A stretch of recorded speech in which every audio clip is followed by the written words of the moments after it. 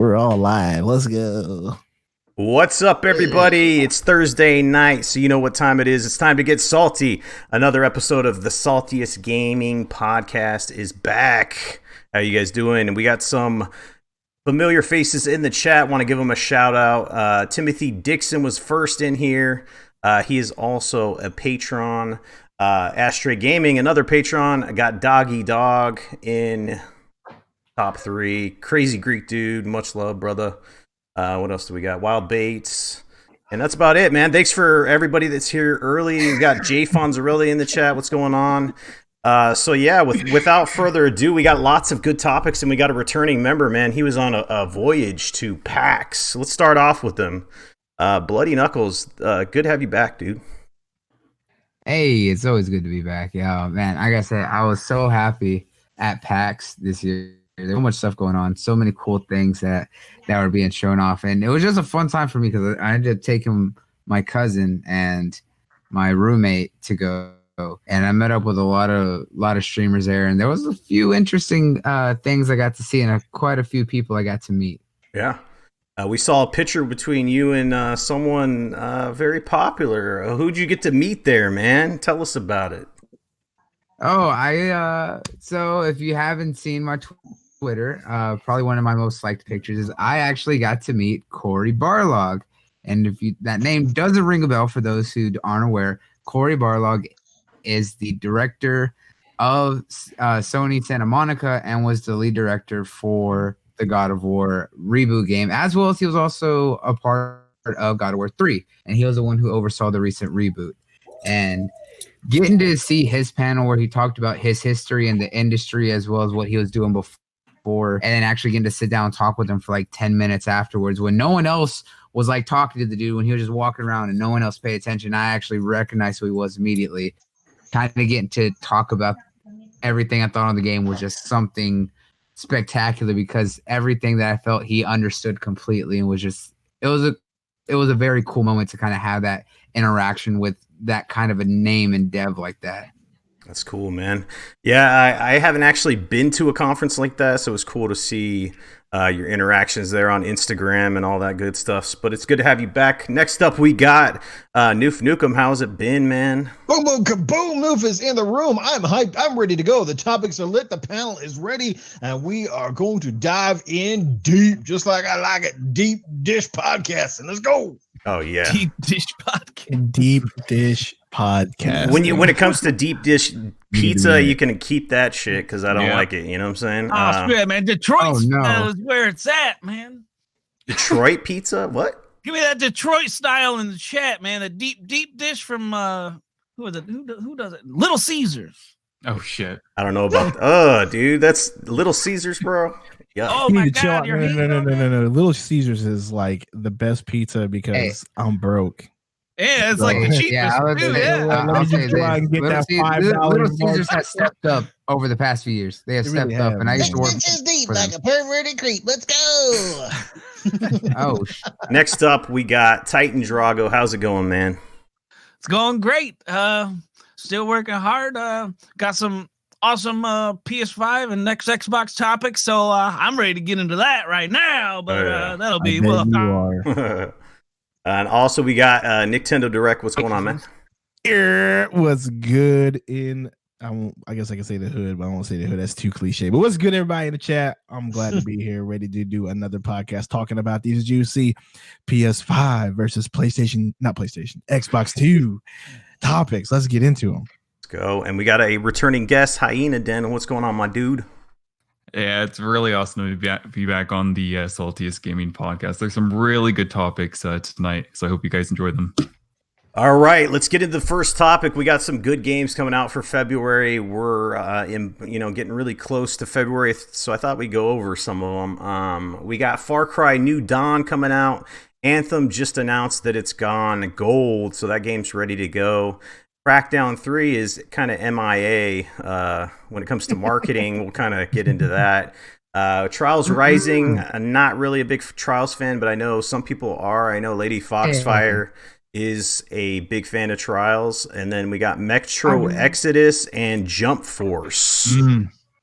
So let's just go through these. Far Cry New Dawn. Anybody on the panel interested in that game at all? Pass. Back and go into the bushes. Yes. Get rid of that shit. Pass. I mean, everybody liked Far Cry 5, but I think everybody's just over it.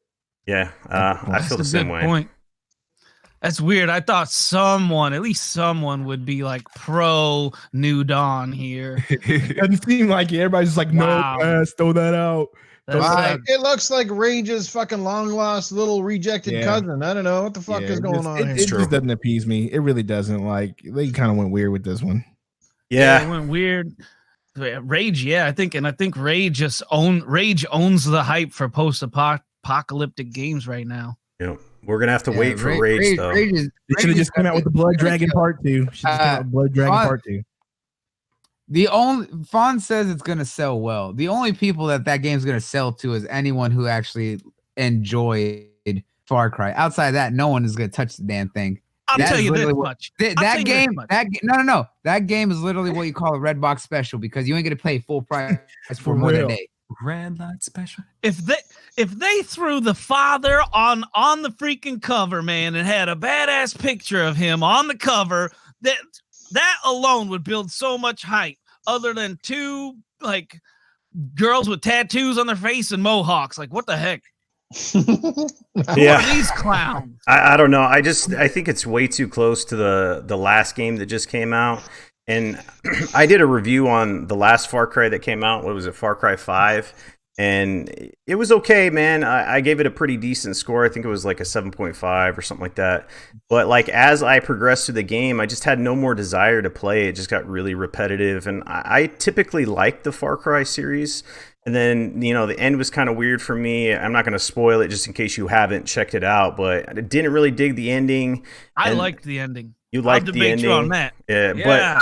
But it's too soon for another game, man. And especially it just looks like a reskin to me and kind of splash some colors on there. And it seems like they're just they're like trying to do right now. Ubisoft is in that whole mode. Now they have Assassin's Creed rolling Far Cry. It's like they're trying to come out with a game as consistently as they can, and then hopefully people buy it. Like I don't like it. Like it's just not we'll pass. So, listen, y'all, take it from me. I'm the guy with Nukem in his name. Fallout 76 had a nuke in it, and Rage, and then we got Far Cry, this whatever the hell it's called. That's got a nuke in it.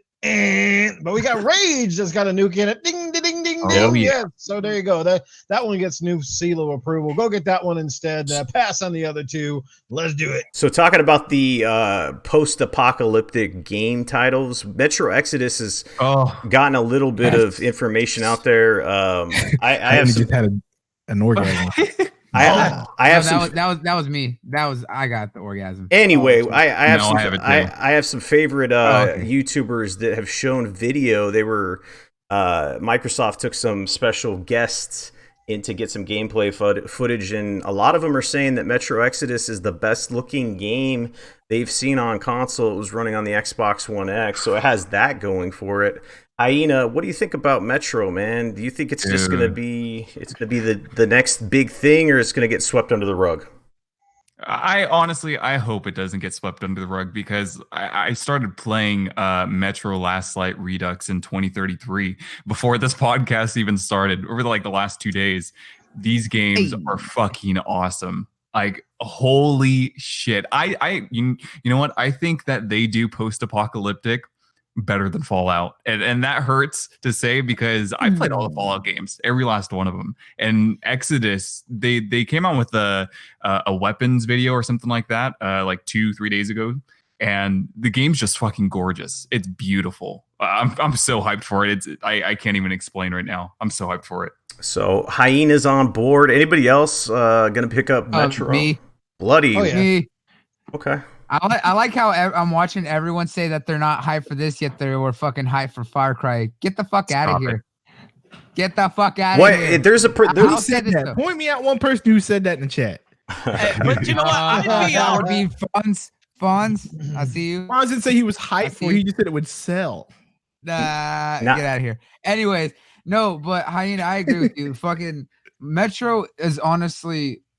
I love the storytelling because of the fact that they focus on the humanistic survival in the metros after what's basically a nuclear winter. The world building is phenomenal.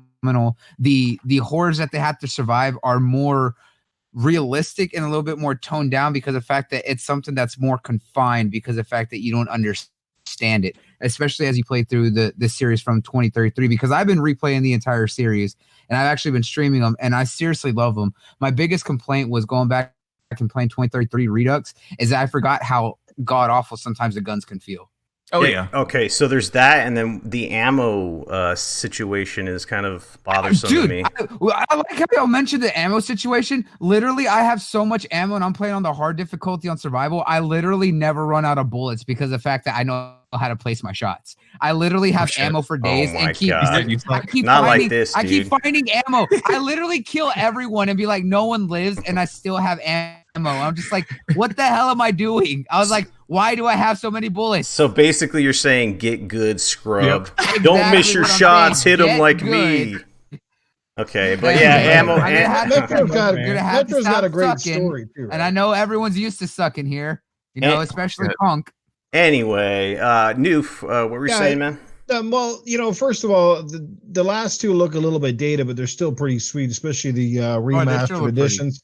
But I mean, the game has some really unique mechanics. Some of the enemies are very awesome. They're definitely get the blood flowing.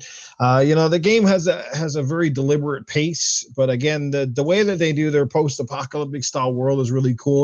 with the radioactivity, and you have them sort of manage your gas mask or whatever you're wearing and the guns and stuff like that.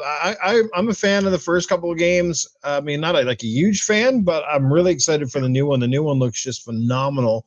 And that collector's edition, holy cow, that is something to behold as well. So yeah, I'm definitely hyped for the game. Is it going to be a day one purchase for me? I can't exactly say for sure, but I definitely want to pick it up. So I'm all in on Metro Exodus, and I hope people don't pass it up. It could literally be the sleeper hit of 2019. I think it's going to be even better than the previous two, to be honest with you. I think they're going in some new directions with this one as well. I think they're also getting a little bit more action oriented with the new one, but again, the graphics level is just off the charts. Yeah, man, I'm excited for the graphics first and foremost, because once I got my new 4K TV and you see some of these good looking games on the Xbox One X, you just left wanting more of that, man. The increased visuals and stuff, and to hear from some of my most well-respected content creators, this is one of the best looking games on console ever. I mean, that's definitely a positive point for this game. But I don't think I'm going to pick it up day one. I think my game share buddy is interested in it, so maybe we might go half or might pick it up in Redbox. We shall see. Let's talk about Crackdown 3 and the lack of advertising by Microsoft. I personally think that I talked about this on Xbox Nation. I don't think it's a big deal for this game because it has that stank on it. I talk about the stank a lot. People just have a bad thought process when they hear Crackdown 3. It's like PTSD, right? It triggers them. They're like, oh my God, this game sucks. Blah, blah, blah. But, Terry Crews is awesome. I saw the single player videos, and I think that looks cool. I wish it would have been 4-player co-op instead of 2, but it is what it is.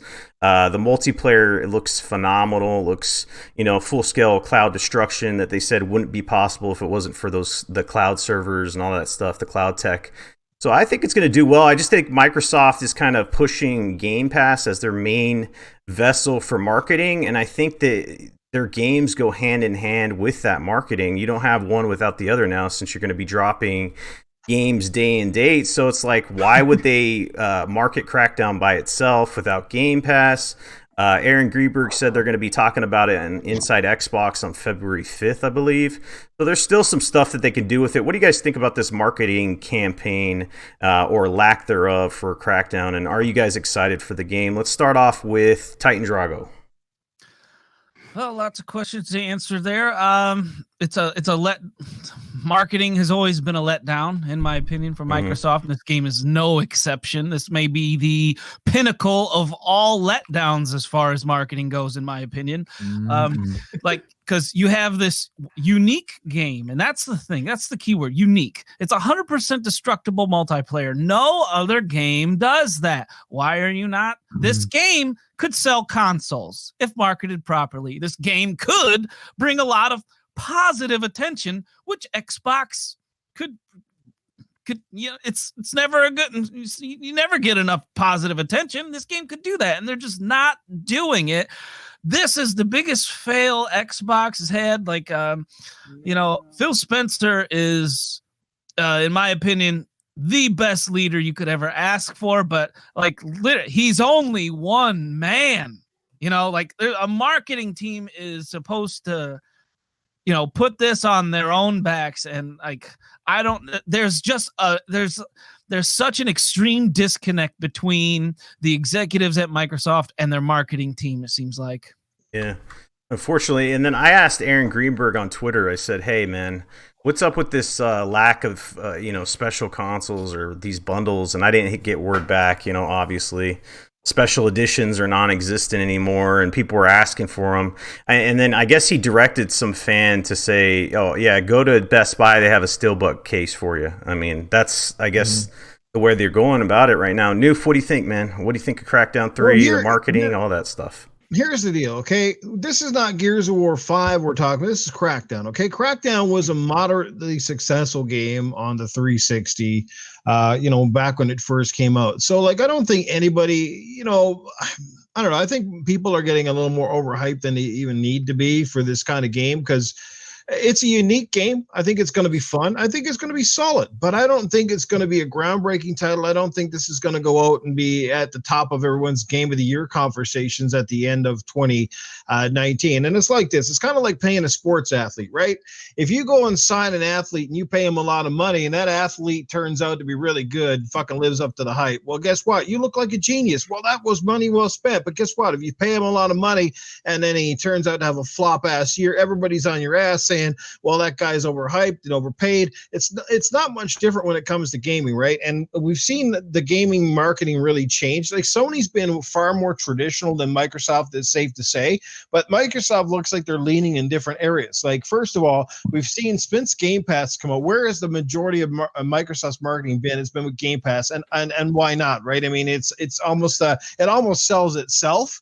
But I mean, every time you get to put a big title in there, it's just super hyped again. And second of all, like, you look at Sea of Thieves, who's been doing more of the marketing and the hype for this game in the last couple of months, right? It's the streamers, it's YouTubers, and streamers and stuff. So they're pushing this game harder than anything else has been pushing it, and it's actually doing quite well. So I think that is where they're going. I think Microsoft is realistic here. They know what they have with Crackdown. I think they know they have a good game, but I also think they don't want to put too much behind it, because they could spend a fortune and have this game everywhere and it still sells like, you know what I mean? It doesn't light the world on fire. So I think they're a little bit reluctant. It's kind of the same we saw with Recore. They didn't go fucking all out on that game. And I also think, you know what? They won't.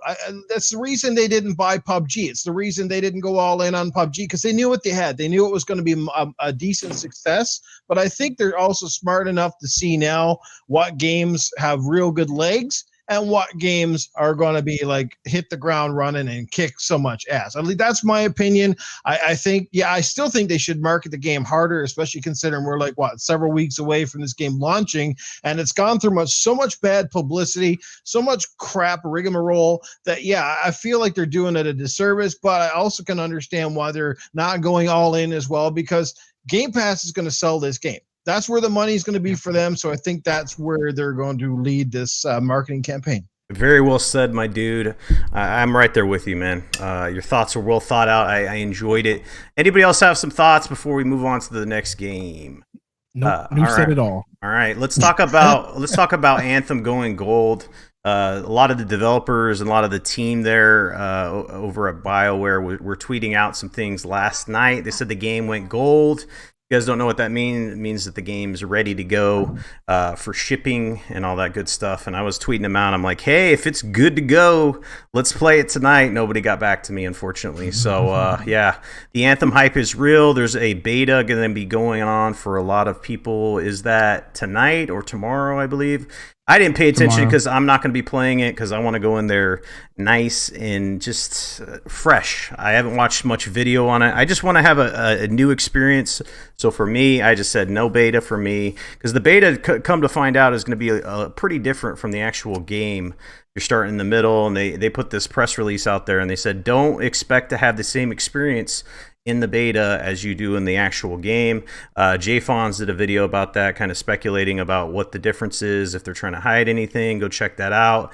What do you guys think about Anthem? Are you guys hyped? Is it a day one buy for you, and are you going to play the beta? Let's start off with Nintendo Direct.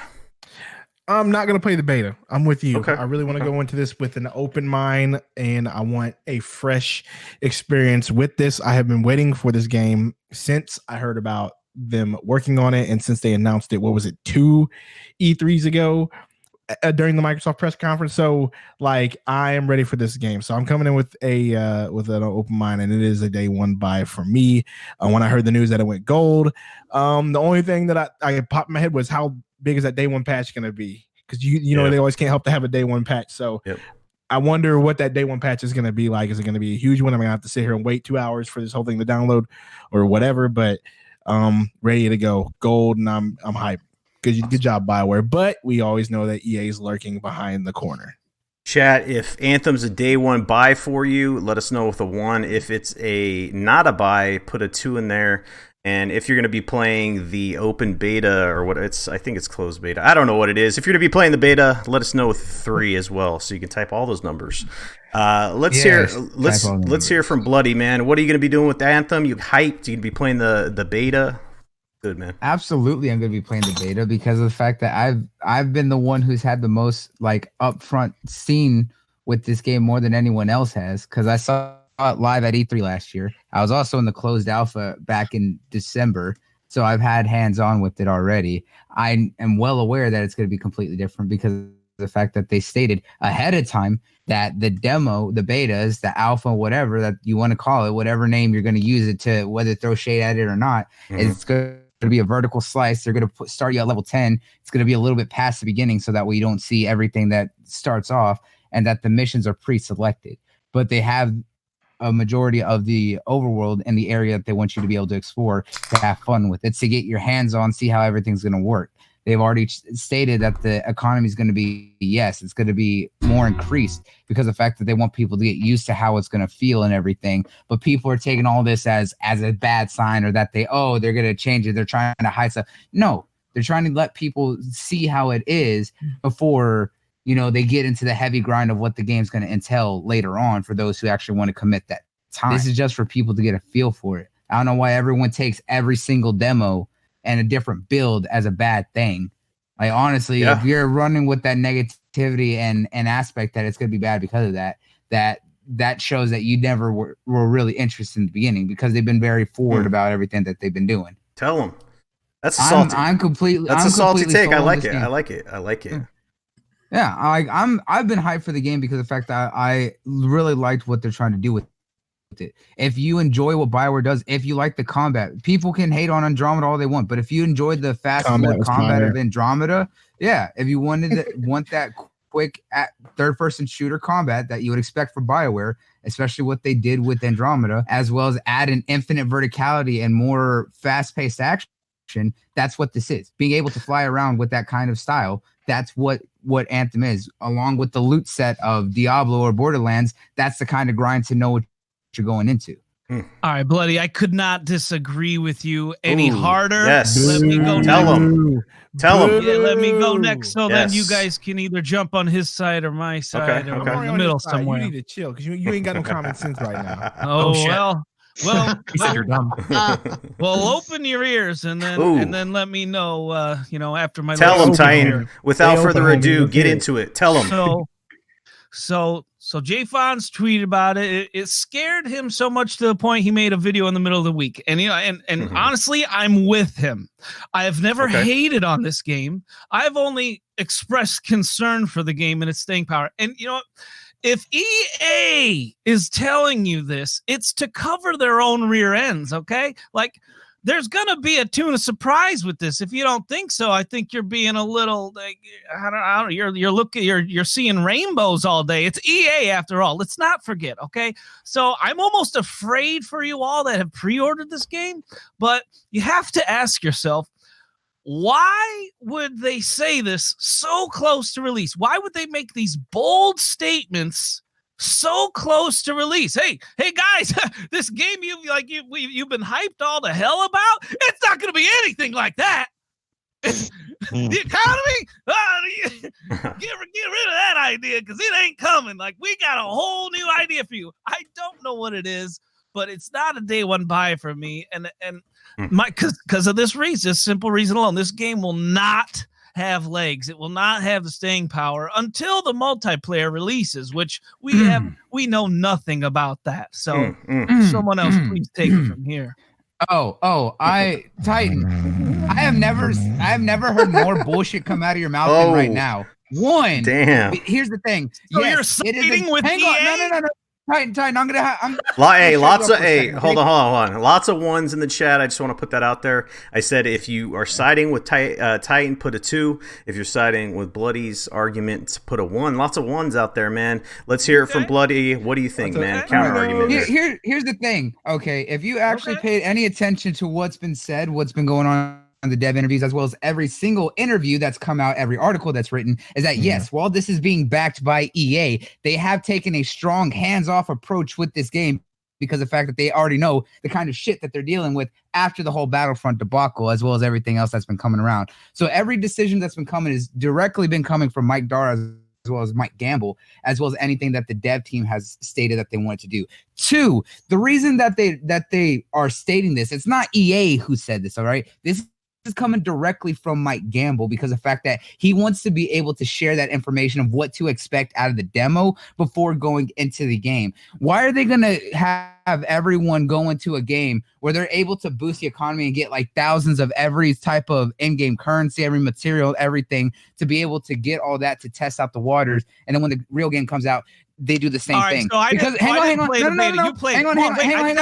are they going to have a super boosted economy that lets you burn through everything so quickly? Why are they going to do that? They don't want to do that. So they're letting people be able to test it out. And the demo that is going to have a slightly different aspect than the full game. Everything that's in the demo is still going to be in the full game. It's just going to start you off at a higher level right out the gate and at a differerent point in the story. All right, go Titan. So why is that a bad thing? All right. It's gonna be really fucking good. Bobcat Goldthwait. Goddamn demo, Bloody. I just want to know, did they make it really easy on the demo for you? All right, now you got to talk normal because we can't understand that shit. I was just saying, did they make it easy on the telling demo me you for don't you? speak whiny little bitch? Oh shit. All right, we got to keep it civil here, folks. Titan, go. Bloody, answer my question. Did they give you like a lot of stuff for like little work in the beta? Because I didn't play the beta or anything. I have not put my hands on this yet. No, because you sound unprepared, alpha, Titan. All right, I give this. Alpha, I'm gonna end this right now. Bloody, you win this one. Good job. All right, ding, ding, ding. How you just gonna give them the W? We don't even know. No. Hey, I pulled. Look. I pulled. The only thing that rots my ass as much as anything here is just that how many great games have BioWare made, right? How many great games have they made? And everybody is more or less judging every piece of work coming from here on out based on the fact that a lot of people didn't like Andromeda. It's like it's one game. It wasn't even made by the main team. Yes, I know a lot of people got problems with EA. That's another story. But like, give these guys their due. They're a top tier development team. The game looks awesome. I mean, you got flying fucking mechs. What more do you want? Right? Come on, man. I mean, this game makes my dick rise every time I see this shit. Every time. The graphics look nuts. And it's co-op. It's fucking co-op. We haven't had that in a while either. So like, I think it's gonna be lit, man. Yep. Exactly. And talking about the fucking giant Colossus mechs, they give you a fucking mini nuke that you can fire off at any time, multiple times quickly. You have to find the damn ammo and fucking Fallout. Here, you can bust it out anytime you want. Okay. You win. All right. Yeah, man. You win. Chill. You won already. Damn right. All right. It's dead. I was hoping that I baby. was. Hey, I was hoping that I was wrong for you all, but now since Salty said, now I hope I'm right. Now I hope you're all like mad about this because he said you won, and this is the reason. Okay. Titan, it's okay. Now I'm it's okay. mad. Now you're I'm mad. Next topic. Next topic. Nintendo. They love doing weird shit, so we're gonna talk about it. They came out with Nintendo Labia or Labo or whatever you want to call it. Nintendo. Oh God, Labia. And Nintendo's coming out with a eye tracking patent, and it's hinting at 3D gaming is on the horizon for the Switch. Tell me this isn't true, Nintendo Direct. What is this, man? True. I don't know, man. It's just, I guess it's just Nintendo making another patent. The only thing I can see them doing this for is one, either they got some new idea down the line, or two, they're going to do with the Switch what they did with the DS and have a 3DS and all that stuff. I don't know what they're doing with this. Nintendo always files patents like this all the time. I remember back in the GameCube, they filed a patent for motion controls, and everybody thought motion controls were coming to the GameCube, and then come to find out it was for the Wii. So I mean, it could just be some idea that they're patenting. I have no clue what they're doing. I'm going to stay far away from 3D. Like, yes. I don't want any part of it. I keep doing what you're doing with the Switch or whatnot. Don't add 3D to the Switch. Don't make your next console 3D. Like, just stay away from it, because the 3D and the 3DS was garbage. And I mean, I just stay away from it. Stay away from it. So I'll read further details here. So the patent application for eye tracking, which enables 3D viewing, was filed by Nintendo back in September of 2018 with the goal of providing a device that can see where users are looking in order to deliver the optimal 3D viewing. So they wouldn't put that in if they didn't have some kind of plans or technology backing that situation. 3D TVs were popular like 2 or 3 years ago, and that was just kind of a niche they weren't thing. even popular. Like, it was they were a fad. They were literally a fad. So you had 3D movies, you had 3D televisions. No one gives a rat's ass anymore about any of that shit. Yeah, Creep Freak says maybe VR. I don't know Nintendo VR. Look, 3D is so bad that even when they put 3D on their 3DS, they had to get rid of it and add a Switch, and then later just said, fuck it, we're just going to make a 2DS. Exactly. Well, fiddly diddly. I gotta say, the only good D happens to be some double Ds. That's all I'm talking about. I want to see that in 4D, I agree baby. With Cletus. Yes. Knows what he's talking about right now. It's just, I don't know, man. Just, we'll see what they have to have in store. But until then, I'm going to put that to the back burner. Throw it in the bushes. Hang on. I got a question for Cletus. Cletus, you said 2Ds are great. What about 3Ds, though? Oh my God, man, the more D's the better. As long as it ain't that shaggy D between the man's legs, that's all. I ain't wanting any fucking D's. I want double D's wrapped around my head. That's what I want talking about. Squidbillies. Man, you got bloody squilling over there, so that was good. Let's move on to the next topic. I wonder if you guys care about this or not. Crytek and is coming back, man. What's going on here? I thought they were dead. They're announcing an improbable announcement and a partnership for a new AAA game.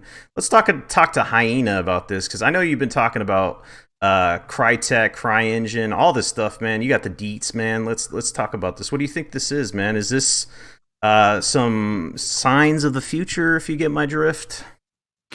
You know, I think it's going to be a similar situation with what they did with Rise Son of Rome, although it's not going to be as bad for the studio. I think they're getting ready for a launch game for the next gen systems. Like as you said, I really do like Crytek and the CryEngine. I think they make gorgeous games. Yeah. I don't know. It's interesting to see what they're going to make, though, because we've heard for the longest time they've had problems with not just their games and their engine, because their engine has a lot of different problems despite being gorgeous, but their studio and the financial situation with them, they're not financially stable. It's going to be interesting to see what happens with that, because I think I said maybe a few months ago that Crytek might be one of the next studios to go if they don't make a hit. Yeah, Rise was one of those games that when I saw that game, I was blown away just graphically. Yes, It was a showpiece for the Xbox One X. I was looking for something next gen. You see these graphics, man. It's like, holy shit. They still stand up today, man. I went back and played that.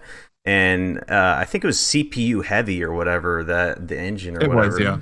But man, Rise, if you had some minor tweaks, that game could blow up, dude. I'm telling you.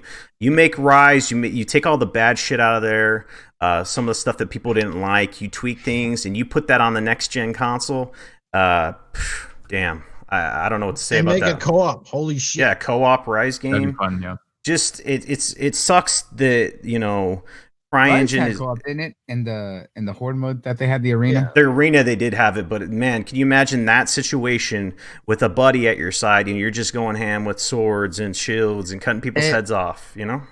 Well, here's the thing though. If they did a sequel to Rise, which would be awesome, what story would they do? Because remember, they ended the first one very well because they told the story of Damocles. If anyone doesn't know the story of Damocles, is really a big legend in Roman mythology. Yeah, I don't know. Like, you could do what story could they tell that would entice the co-op is the big thing. Could you do a prequel maybe? Could you tell a different story? Could you call it, they could do anything, man. I mean, within those realms, right? So you could do a different kingdom and just call it Rise, son of whatever. Yeah, I mean, it's true, but it's just like, but then again, like he said, if you want co-op, it's just like finding a legend that would encompass, two people that makes sense. I mean, if you really wanted to, you could try doing a Greek mythology with the story of Artemis, Artemis and her brother. The gods of hunt. I don't think you're boxed within certain parameters as long as you keep it, within a certain realm. I think they could call it Rise 2 and do completely something else, Right. Oh yeah, bring on the Greek mythology. I'm with Bloody on this one. Heck yeah, dude. So I don't know. I saw this story and it piqued my interest for sure because it's one of those titles that gets a lot of shit for no reason, and it was at the beginning of the gen, kind of gets forgotten about. It's still beautiful, man. Like honestly, anyone who doesn't think that game is not beautiful, like even now, is lying to themselves because I agree with what Hyena Den said is that Crytek's engines is seriously like beyond beautiful. If you go back right now and go replay, Crisis.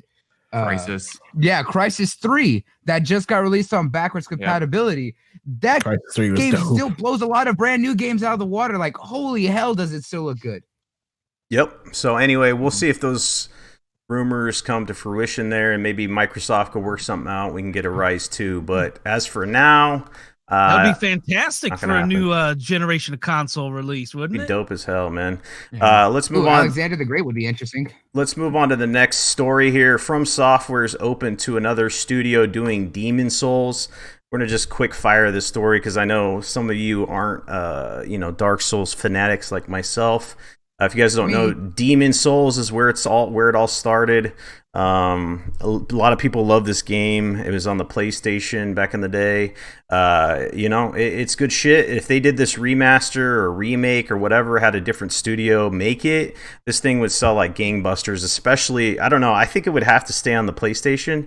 But I would definitely like to see this. Bloody, what do you think, man? Would you like to see a remake of Demon Souls or remaster or whatever? Yes. Honestly, I think that if they were to do a remaster Demon Souls, that would be honestly a great thing because not a lot of people got to play Demon Souls or really see how that whole style came to be. And for those that played Demon Souls, it wasn't the easiest to beat. And I'm not saying because it was hard. It's just that there was a lot more confusion in Demon Souls than there was in Dark Souls, and people found Dark Souls to be confusing. Honestly, I think them doing a remaster that would be a great idea. And yeah, you could keep it PlayStation for the PlayStation fans who went back and played it. But honestly, I think now would be the perfect time to make that multi-plat to see how it all began. Yeah. Anybody else Demon Souls fan, Dark Souls fans? If not, we'll move on. All right. That's what. What's up? Oh wait, I think Cletus has. Yeah, Cletus, what's up, dude? Man, fucking shit, man. This stuff is too hard for me, my friend. I mean, my God, I got an easier time gang banging a shot pile of pigs than beating the boss neck game. What the hell, man? That shit makes me break more controllers than I breaks condoms. I mean, holy hell. Come on, boys. Oh, God. Thanks for that, Cletus. All right, we'll move on. There were some rumors about Bethesda and Fallout 76 and how it was going to go free to play. Those were shot down by Bethesda. If you guys didn't know, they were like pulling Fallout 76 off the shelves in Australia. Shout out to our Australian dudes in the down under. But they were pulling them off the shelves, and some people saw this and they're like, oh my God, this game's going free to play. Not so fast. What do you guys think? Do you think Fallout 76 would benefit from going free to play? I think it would. I think it would be a good thing for the game.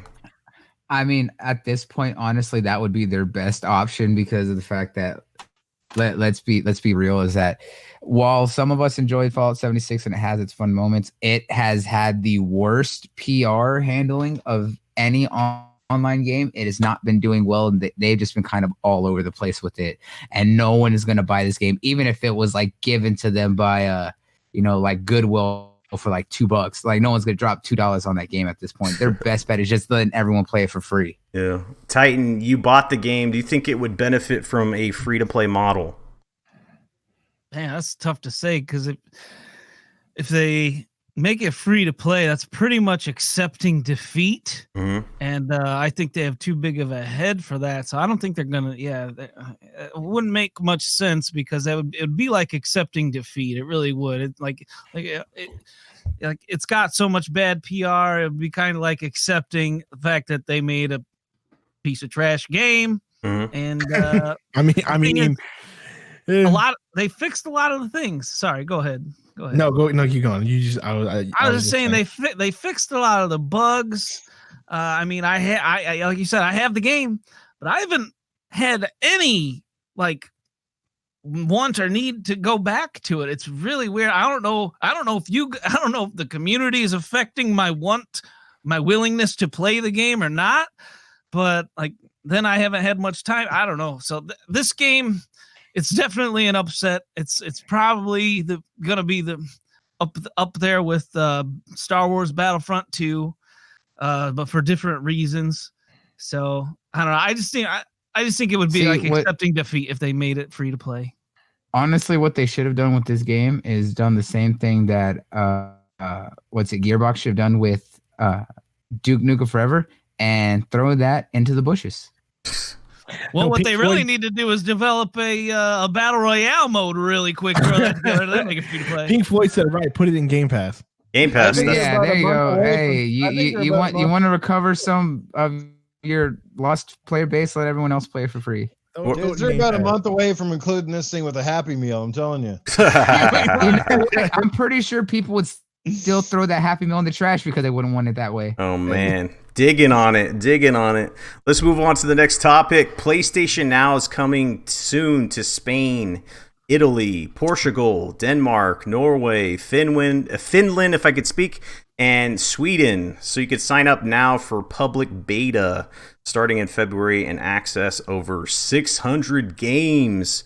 So this is interesting. It looks like they're definitely trying to expand their horizons when it comes to PlayStation Now.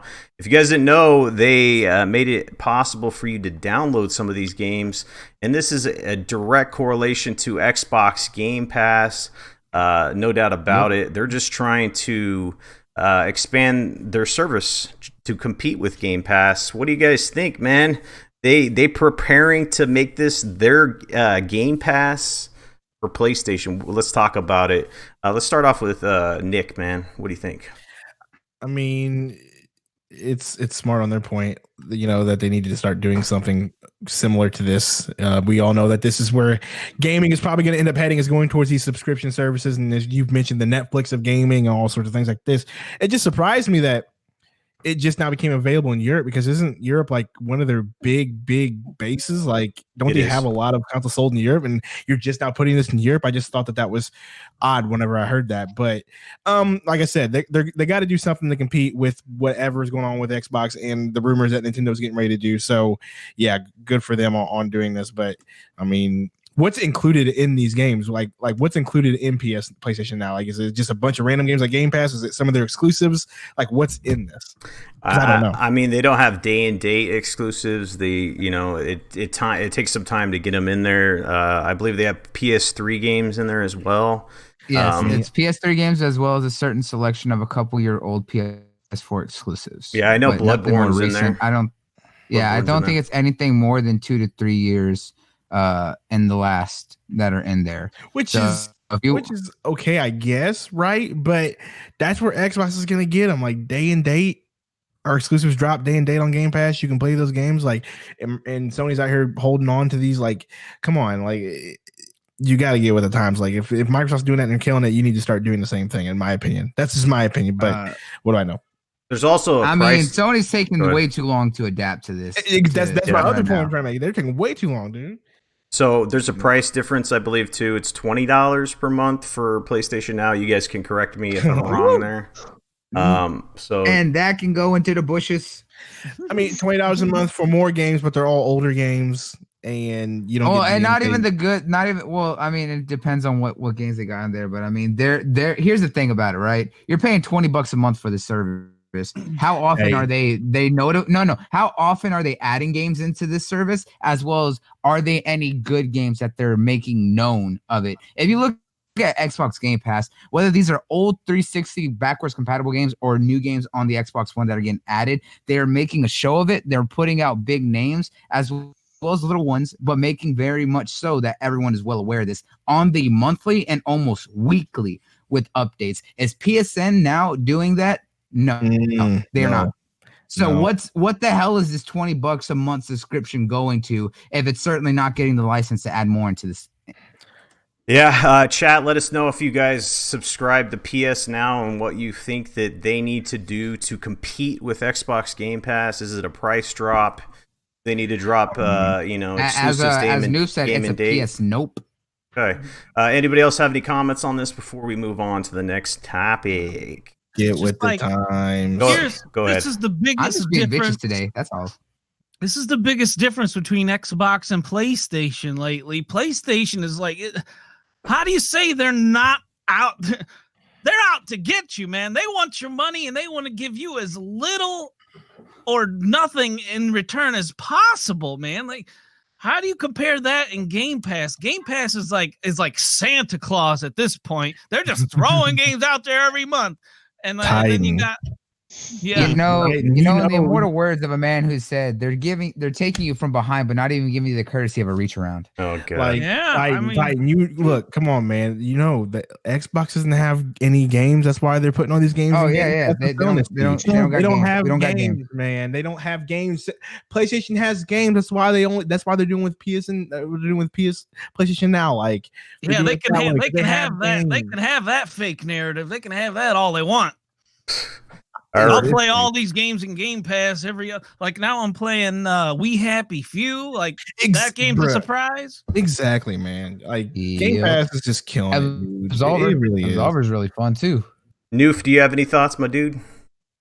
Nah, it's about time. Everything. I mean, obviously, they're just, obviously they see what Microsoft is doing. I mean, obviously, PlayStation Now was around before Game Pass ever was, but nobody even talked about PlayStation Now a while back because first of all, you had to stream the games.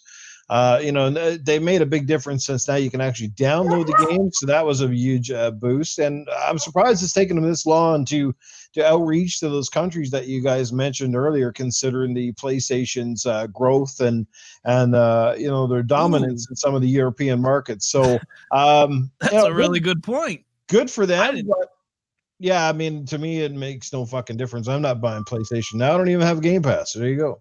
That's all. I didn't even think of that, Noof. Really good point. Yeah, they're supposed to be this world leader of console sold all everywhere, and like they're not even taking care of the rest of the world. That's a really good point. Good points, guys. I just thought it was cool, man. They're expanding out. They're trying to compete. Competition's good. I think if PlayStation Now can up its game, I think that's just good for the industry in general, because if they up their game, then Xbox has to up their game and vice versa, and they all compete. Competition's good. It's good for gamers, so we'll see what they do with this situation. They're expanding out. I'm guessing that they'll eventually go day and date with their titles, probably next gen. We shall see with that. Let's talk about Resident Evil 2. There's some remake controversy out there. Apparently, there's parity between the Xbox One X and the PlayStation 4 Pro when it comes to resolution. I know it's receiving an Xbox One X enhancement because Mike Ybarra talked about that. I was wondering about that because I played the demo and it kind of looked like it wasn't enhanced. It was in 4K for sure, and it looked hella good, but it didn't look like it was enhanced. But it is going to be enhanced at launch, and then but the resolution is going to be the same, and that doesn't really make sense to me. The Xbox One X should be getting better resolution by far, and we're having parity between the PS4 Pro. Is this a problem, or do you guys think it's just whatever at this point? Hyena, let's start with you, man. Which game was that? That was Resident Evil Resident Evil 2, remake. Yeah, the remake. It's gonna be there's gonna be parity between the resolution. Right. I personally think it's anybody that's a consumer that is paying for these products should have a problem with it. In Resident Evil 2 remake's not the only game that's doing this. It's Ace Combat 7 and a slew of other games. And I think if you're going, if my take on this is if you're not going to do it right, then don't do it at all. Because I'm not going to pay for your product if you don't have the thing out right in the first place. It's a slap in the face to anybody that paid for the extra money for any of these enhanced consoles only to get a half-assed port. So it depends on what the game is trying to achieve.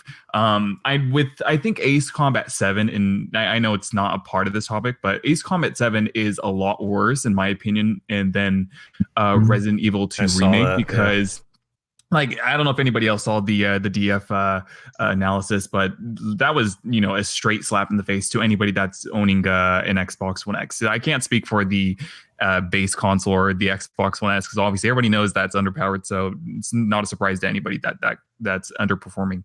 But when it comes to Ace Combat 7, you have a console that is more powerful CPU wise, GPU wise, memory bandwidth, and so on and so forth, and it's still underperforming the PS4 Pro, and it's like, that's not okay. Do you not understand how Unreal Engine 4 works, or question mark? Because it shouldn't be doing that. And with Resident Evil 2 remake, I know. So the parity part is interesting because it runs at the same resolution as the PS4 Pro, and in some cases it does help the console in scenes where it is GPU bound. I think Dealer Gaming pointed this out in one specific scene. The PS4 Pro drops to like 40 something FPS, and all the consoles. It's the PS4 Pro drops to 40, the PS4 base drops to like 35, and then the Xbox One S is just way down there. In that scene, the Xbox One X, it doesn't budge at all. And so in that aspect, having the game tied to the same resolution as the PS4 Pro does help it. But at the same time, why not have it at a dynamic resolution where these scenes are going to tax the consoles, keep it the same resolution as the PS4 Pro in that scene specifically, and where it has extra headroom, let it go up. Yeah, I couldn't have said it better. That's why I went to you, man. I know that you know the tech side of things and you like to break it down. It just comes down to the fact that we've seen plenty of titles come out, and we've seen the difference, man. It's like the proof's in the pudding here, so something's not adding up. It shouldn't be this way. At the end of the day, you look at Red Dead Redemption, the list goes on, man. Shadow of the Tomb Raider, anything that's multi-plat. You compare the two, it's not comparable. So it's just kind of fishy when situations like this arise. And I believe that the marketing rights go to PlayStation in this situation, right? So it is what it is. And I'm glad that. I wanted to add to that, I'm glad that you brought up Ace Combat 7, because while I was at PAX South this past weekend, that Ace Combat 7 had such a big presence at the Bandai booth, and the thing is that was being broadcast, that was being shown on all PlayStation consoles, up on the PAX Arena for the open tournament was all on PlayStation, had the PlayStation VR showing the VR missions and all that, they were very much prominent about making sure that they showed off that this game was best and preferable for PlayStation. And we've seen that in another game that PlayStation had the marketing rights for, where a lot of people complained about the parity. And for those who don't remember, Destiny 2 was not at the same resolution as it was on the Xbox One as well as the PS4 when Destiny 2 launched. And that was another big thing, because remember, they had to wait months before they got that enhanced patch that bumped it up to, what was it, 1080, and be able to make it full, as well as then they later added the 4K texture packs and everything after the launch of the X almost a year later or whatever. So it really shows that sometimes these marketing rights do go a little bit too far with what they're trying to do with this parody. Go ahead, Noof's been waiting. Go ahead. Sorry, no, that's okay. That's okay. He's got good points. I didn't have much to add other than just wanted to say that, like, it's a topic that's hard to get too worked up over. You know what I mean? I'm not going to lose sleep over it. The big thing is, as long as there is parity, I suppose, it means that your game is looking just as good as whatever other console. But if the game is going to run worse, especially if you have the more powerful console, then you have to ask yourself, was it done intentionally? And when something like that gets brought up, then you really have to wonder what the hell is going on. I mean, but you know, we saw time and time again when the X came out, how many developers spoke up and said, this thing is really easy to code for, and we can turn our games around like in like hours to get a better spec performance. So like, it honestly just makes you wonder, is there something locked behind, something we don't know that's locked behind these contracts that they're just stating, you know, you cannot do this for your competitor? Or is it devs not even trying at this point to just go, you know what, it runs at 1080 over here, well, let's not even, you know, retool the code. Let's just run it at 1080 on the other one and call it a day. Like, it makes you wonder what the hell is going on. But at least at the end of the day, if it's parity, I'm cool with that. I really don't give a big shit. I'm going to still buy the game. I'm not going to lose sleep over it.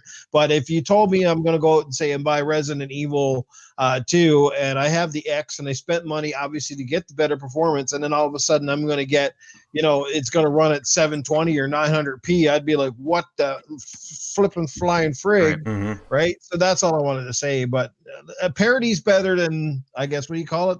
Less than parody. Yeah, I mean, go ahead, Hyena. Go ahead. I also wanted to, you know, to mention that, like, this isn't even, you know, coming from somebody like, screw me being an Xbox fan, right?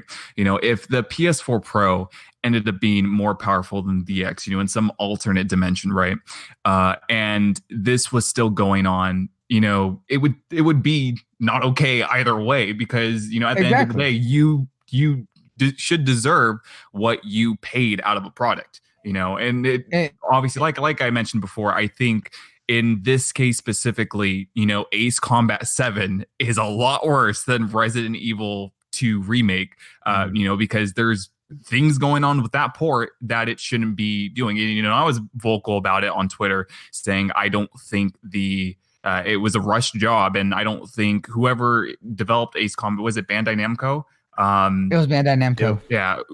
I don't think they understand the engine that was UE4 that they're working on, because they moved from whatever engine they were working on with 6 to UE4 with 7. But you know, either way, if PS4 Pro being more powerful than the X or vice versa, like, either way, you should get your money's worth with, you know, the product that you bought.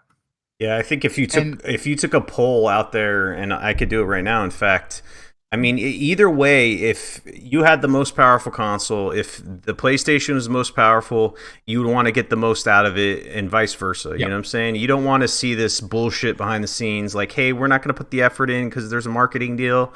Now, scratch all that. I remember specifically the summer before the Xbox One X came out, everybody was freaking out about this because PlayStation had tons of marketing deals, especially Destiny. And everybody's like, well, it's going to be a waste of time to have all this power. And then if these devs decide to not code for it or put in the work, then it's just going to be a waste of time. And then fortunately, we haven't seen that many issues. and people have put the work in, and the Xbox One X has been superior when it comes to resolution and performance in pretty much every case. But there's, some examples of things not going to up to specs and snuff. And I think this is one of the bigger examples, because Resident Evil 2 Remake is going to be very popular. And like I said before, if you're paying for this shit, you better get it, or it's anti-consumer. Bloody, you want to say something before we move on? Yeah, and that's why I wanted to add on to what Hyena was saying, that this is for people who are buying these games, especially on console, and we're paying for these higher end systems. We should be able to get the most out of it, because the fact that you don't see them gimping, PC ports of these games or anything like that when they get released on those platforms, if they are released on those platforms or anything, and not being able to make full use of their hardware. Because if they did, people, the PCMR people and just PC players in general would say shit about it, because the fact that they should say shit about it. The fact is, us as consoles, we dealt with parity. Now, it made sense in the previous generations when there wasn't such a significant power gap between consoles, from the PS2 and the original OG Xbox to the PS3 and the 360. They had very similar architectures, but also little bits that made them different. But mainly the biggest change was their operating systems. Now we have two very different consoles that have a very good operating system between both of them, but very different hardware and what those limitations are. The fact that these devs are not being able to push the hardware where it should be pushed for these games, because the fact of something as stupid as marketing rights, kind of shows where money is being utilized in the worst possible way on the back end, and it's hurting the gamers. It doesn't matter whether you're a PlayStation fan or an Xbox fan or a PC fan, whatever. This is something that should be addressed. Is that parity should not be a thing as much as it used to be, because the fact that holds everyone back, because you're not getting the most use out of what you paid for. Yeah, there's a reason why Xbox took extra time in developing the One X and put extra resources into making it so easy for the developer. I think they knew this would happen, and they knew they didn't have all these deals, these marketing deals, so their only saving grace was to make it so easy for the developer that a child could upgrade for the One X. Press a couple buttons, there you go, you're upgraded to the One X now. That's their only saving grace, to make it a developer issue. And that's what it blatantly is. Like, I think the public knows this. Well, at least the hardcore, anyone in the know knows this, and I think they got it out there well. Like, if a game is running on the One X is not running substantially better than the Pro, this is because of the developer. It has nothing to do with the strength of the systems. It is absolutely a developer issue. Yep. That's all right, guys. Xbox has got 13 new devs now, and guaranteed a good portion of them, especially the coalition, are going to start pushing Xbox hardware to new graphical heights that we've never seen before. Gears of War 5 is going to blow the proverbial doors off this bitch come the fall, and ain't shit out there going to look as good as that motherfucker. And let me tell you. Well said. Let's move on to the next topic. Plot twist: Xbox Sea of Thieves is back in business. It's the hottest new game of 2019 on Twitch. We have some crazy streamers streaming this shit. You got Dr. Disrespect. You got Ninja streaming this. And there's some crazy rumors out there. Tim the Tatman's been playing it. Courage JD, Gathalion, Professor Broman. Everybody's playing this. The numbers are crazy. It's been up there and at 1 and at 2 and 3 and all over, getting like 80,000 people watching. Here's the deal, folks. Microsoft is not paying these streamers to stream this shit, so get that out of your mind. Phil Spencer shot Dang. Phil Spencer talked about it. Mike Ybarra talked about it. That's not happening, so you can get that out. And it's just, this game was made to be streamed. I said this from the beginning. Even when the content was light, I said, man, you're spending time on these ships, moving from one place to another. You have some free time. You can conversate with your fans in the chat, talk back and forth. There's lots of stuff going on. It's just perfect for streaming. And all of a sudden, one streamer picks it up, then another, and then another, and another. There's been content updates, which we'll talk about, but briefly. And the game is totally different than where it started, and it's just going to get better. This is before the PvP updates been coming out, and they're going to be talking about some other updates at the next Inside Xbox. What do you guys think of this resurgence of the dead game that known as Sea of Thieves, according to some people? You mean Sea of Trash? You mean Sea of Dead? I mean every word in the book was used for this game. Yeah. I think it's a really strange coincidence that we promote Sea of Thieves on this show a few weeks ago, and we say, you got to try it out. If you haven't tried it out lately, all these updates really improved the game. And weeks later, it's completely revitalized. It's got new life. It's one of the most popular games in the world, and this is an old title that has been drugged through the mud. Yeah, just really strange. Oh yeah, no, we totally had all that. We'll take all that credit. We'll take all the credit. Give us that free smoke. But it's a good thing. Like, Sea of Thieves is honestly one of the most relaxing and fun games to kind of just mess around in. It's been a while since I played, just because of the fact that I've been trying to work on that backlog, because that backlog is killing me right now. But there's so many updates that come out. Big or small, they're constantly putting something into it. They've been keeping it steady. They already are about to announce what the roadmap is for this year. A lot of people are really starting to get into it. And as I said, when the game came out, it's a very much make your own story. And a lot of these streamers are having fun really being able to do that in stupid ways. It's like, I've seen Ninja have a lot of fun with it. Dr. Disrespect, if you go into any of his streams, you already know what to expect. And his are just over the top, the way that he does his personality. And it's fun to see. And I'm glad that this game is getting the attention that it deserved. Now, a year ago, everyone's just like, oh, this game's dead in the water. No, if you look at it now, this is what this game was going to prove, is that it has the longevity. It can keep people's interest, that they're going to keep supporting it. And they really have been doing that over and over and over again, now really showing that that's what they're doing. And now we're going to see just how that can keep going. Yes. There we go. Yes. Where's my grog? Where's my in the brig where we gonna throw your ass? Where's my pint? I need it. I think it's pretty cool, man. I think it's pretty cool that this game is getting a bit of a rise. We played. Like I said, I played it last year and replayed it for about a week or two, and then I was done with it. And Titan's been trying to drag me back in, and I want to play some tonight, maybe if I'm on Titan. I'm still just chilling, hey, I might, got 1 foot over. I'm getting ready to dip my toe into the pool, see if it's cold or warm, So I might have to try it here sometime. I can't do it tonight. I gotta go to sleep early, but we might have to try it this weekend. So I'll give it a try. And we'll stream it. We'll have a good time with it. I'm glad that it's doing well. It needs to do well. Microsoft needs a game like this to do well, and it's great. I think it's cool. That's just one of those games for me that I can't put my finger on it. Sometimes I don't know why I kind of like it, but I do. But then I'll play it for like 40 minutes and I'm like, yeah. And then like the next 20 minutes, I'm like, I can't. It's the weirdest game ever for me, honestly. It's one of those love it, love to hate it. I don't know. It's just kind of weird, but it's an anomaly. I kind of like, it's just odd. Yeah, so what do you guys have to say that these streamers could play pretty much anything? They could play solitaire or clipping their toenails live on stream, and they could pull in these views. I mean, why aren't they playing like Battleborn, for example, that dead game? Oh shit. You know what I'm saying? That's the thing. A lot of people were saying that the streamers are gearing up for the PvP update, and I think that has a lot of validity to it. Yeah. Yep. They're not playing Lawbreakers? They're not playing yeah, come on. Yo, Lawbreakers, come on. Number one. with the shots. They're not playing Lawbreakers, not playing Battleborn, which makes me sad.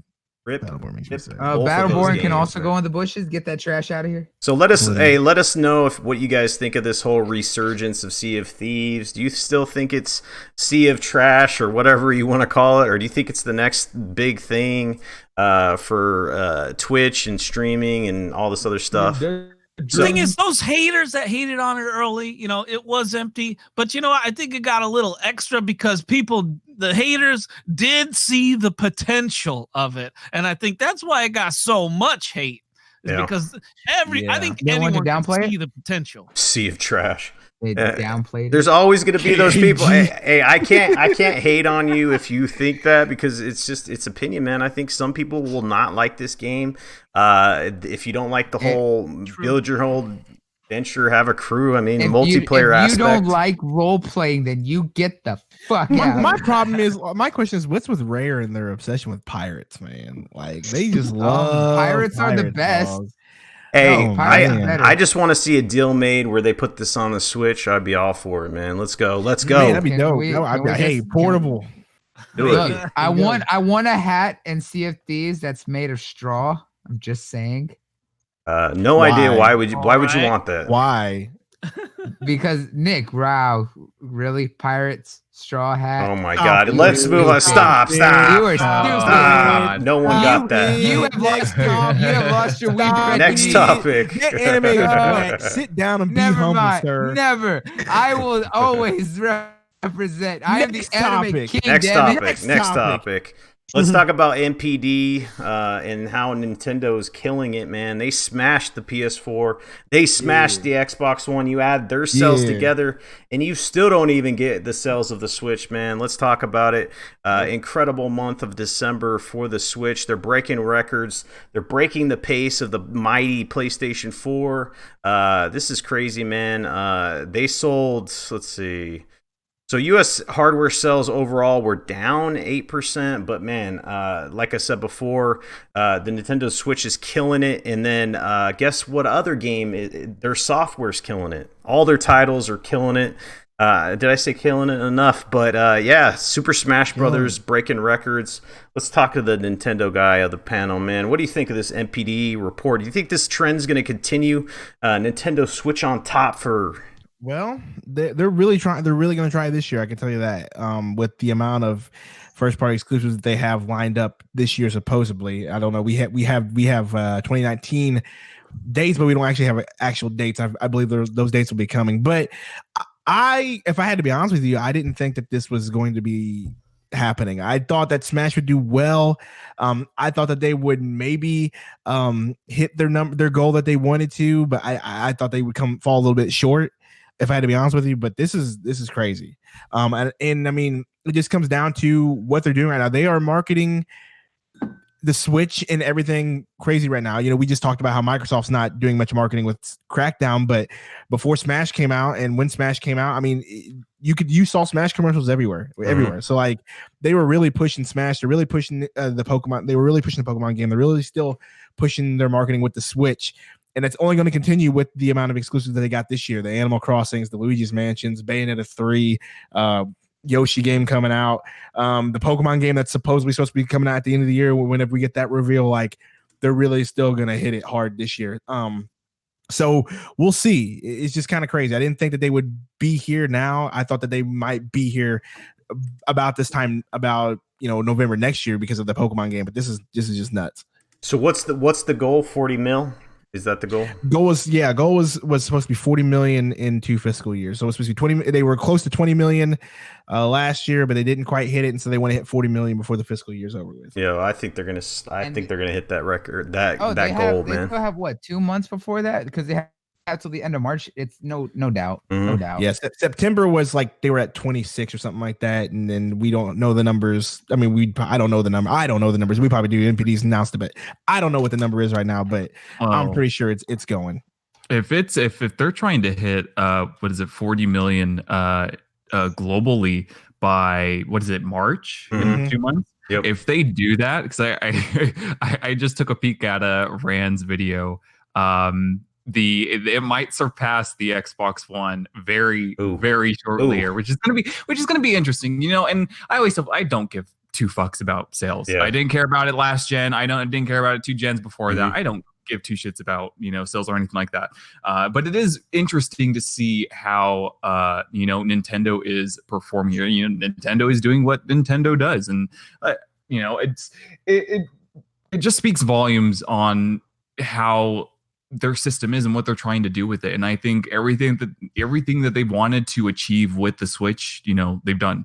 And hopefully by the end of this year, I should be getting a Switch because I've wanted one for. Hey, I've welcome wanted one aboard, for my a very, dude. very long time. Yo, And it shouldn't be Look, surprising man. either because I've always been a Nintendo and Xbox person. I've had so many different Nintendo products for over the last 15 years. It's ridiculous. you know, But that's funny that because like I'm the same way. I'm starting to meet more of these like Xbox and Nintendo fans. Like normally I've met a lot of like if Sony and Nintendo fans like because they're all fans of the Japanese games and stuff. But I'm starting to find more and more like yo Nintendo and Xbox, here we go. And I love it. I love it a whole lot, man. It's just this is crazy. I just don't understand, and I don't know if they'll hit it, but it's gonna be fun watching them do what they do. I just don't know how long this is gonna. I'm gonna be honest with you. I don't know how long this is gonna last. I've said in my video, I think that they have a bubble. I think they got a bubble from 2019 to 2020 until Xbox and Sony come out with theirs, and then they kind of got to figure it out from there. I think they got a small bubble in the small window. I'm seeing a lot of I'm waiting for the Switch Pro. That shit ain't coming out. Like just to break it to you, I mean they might do a modified version with more storage, a better kickstand, or some other shit. yeah, But they're not coming out with the Switch 4K. You know what I'm saying? That shit ain't coming out. Bro. That will have to be the whole next gen. Yeah, you might be waiting for like 5 years or something. You know, so yeah, because the APUs to support that, there is none on the market. None. They don't exist. yeah, sorry to break it to you, but that's not happening. Just to let you guys know, I've been playing my Switch more than my Xbox lately, so that just tells you it's a good buy for some people. It's not a good buy for everybody. You know. So, You know That's what? The because Switch Titan hasn't been on much. yeah, it's true. Probably, but I use my Switch whenever I don't feel like doing anything, and I can play it in bed, or when I'm using it on the shitter, because that's the best The time to use it. shitter. You can play on the shitter. I'm just saying, bro. You can take that thing anywhere. And that's the crazy part. Hey, I mean, well, hang on. Well, I could play my Xbox on the shitter because my shitter's right in front of my TV. So with too much information, you just shit Nintendo. with the door open. Anyway, Nintendo Switch can play baseball. You know what you call it? The Switch shitter. yeah, seriously. Honey, you but- are not allowed I in my just party wanted to chat. say, when it comes to You Nintendo, don't know what I'm doing. what were you saying, Noob? yeah, new Nintendo film. again I still don't understand it. They're definitely the industry anomaly. You know what I mean? Like they get away with so much stuff that I'm pretty sure Sony and Xbox and Microsoft could never get away with. They carved out a niche again, but at the same time, these numbers are great, and I'm super happy for Nintendo that they found success. Because honestly, if this thing was a flop after the Wii U certainly came out and did dismal numbers, you kind of wonder where where Nintendo would go at this point. But they struck lightning in a bottle again. But that's the thing. Everybody's buying the Switch. But the thing is, how many people are really playing it is the question. Because no matter how many times I jump on, I see one or two people that's on, and that's it. I'm rarely ever on it. I like my system. Don't get me wrong. You need to add more friends, my dude. That too. And again, I'm not trying to diss on it. I just don't understand it. But again, to me, this feels like the Wii scenario all over again, where the Wii sold like gangbusters, but at the end of the day, never really a lot of people weren't playing it. Now, mind you, I will give it credit here. The software so far is way better for the Switch than it ever was, I think, for the Wii. And they're not relying as heavily on the whole gimmick factor of the motion controls. They use them in some games, but it's not like every game that Nintendo puts out now. It's like, oh, you got to waggle, you got to woggle, you know what I mean? Right. And I mean that's a good. That's why I think it's the best part about it is that they're not. They got the gimmick. My thing is I think right now, because there was news coming out that they are hiring a new manager for their Nintendo Switch Online. So someone's getting ready to head that and actually take that and improve on it and whatnot. So they've already hired somebody to start doing that. I think that's what Noob's point is. He said that, I don't play it as much, whenever I get on, I don't have hardly any friends on. Well, let's be honest. It's because other than Smash or Splatoon, what else are you going to play with your friends? Honestly. I mean, I got to be real with you on that, or Mario Kart, but like, I think that's their next step is this online, the whole online culture of Nintendo. And I mean, let's be honest, NSO launch was lackluster and it was awful and it's not good. So we'll see how that goes in the future. They really do need to fix it. They really do, but Splatoon 2 is a fucking fun game. Don't at me on that, all right? That shit's fun. I play competitive Splatoon 2, so that shit's awesome. Yeah, I play Smash Brothers. I'm not a fighting fan, so that just tells you how good that game is. I've been playing through the campaign in there. Who's your main? Who's your main? Surprisingly enough, it's the me character with the sword. That dude's broken, man. Sword fighter. Dude, Sword all fighter. characters Sword fighter. are broken, That dude dog. is broken. If you're gonna go with if you're gonna use a me character, you have to go with me brawler. Me brawler. Yeah, and Brawler's the worst. I haven't tried him. He is yet, broken. but- He is broken as fuck, but it's great. Yeah. Dude, I have a Switch upstairs. I would love to play with y'all, but you know what? Like, I don't even know I how the would party like to chat forward would you work like- on that damn thing. Hey, so Titan, the way you do rip.